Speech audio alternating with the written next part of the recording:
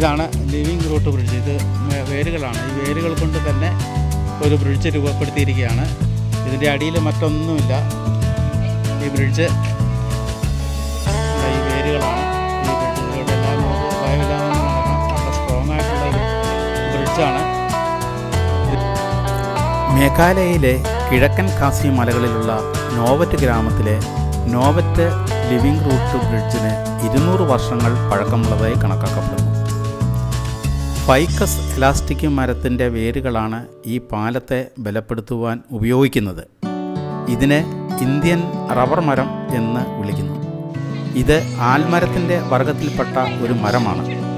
എന്നാൽ ഇത് നമ്മുടെ കേരളത്തിലുള്ള റബ്ബർ മരത്തിൻ്റെ വർഗത്തിൽപ്പെട്ടതല്ല. തൈലോങ് റിവറിന് കുറുകെ മൗലിനോങ് എന്ന പ്രശസ്തമായ ഗ്രാമത്തിനടുത്താണ് ഈ ലിവിങ് റൂട്ട് ബ്രിഡ്ജ് ഉള്ളത്. പാലത്തിൻ്റെ പേര് ജിംകിയങ് ഉംഷിൻ എന്നാണ്. സഞ്ചാരികൾക്ക് എളുപ്പത്തിൽ എത്തിച്ചേരാവുന്ന ഒരു സ്ഥലമാണിത്.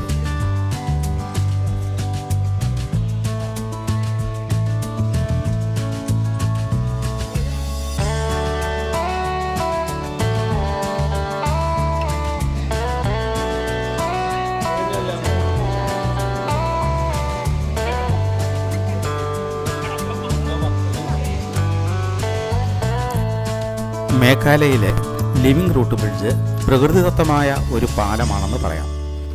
ഒരു പുഴയ്ക്കോ അരുവിക്കോ കുറുകെ മുളകൾ നിരത്തി മരത്തിൻ്റെ വേരുകൾ ഉപയോഗിച്ച് കിട്ടുകയും കാലം കഴിയുമ്പോൾ വേരുകൾ കൊണ്ട് ബലപ്പെടുകയും ചെയ്യുന്ന പ്രക്രിയയിലൂടെയാണ് പാലം രൂപപ്പെടുന്നത്.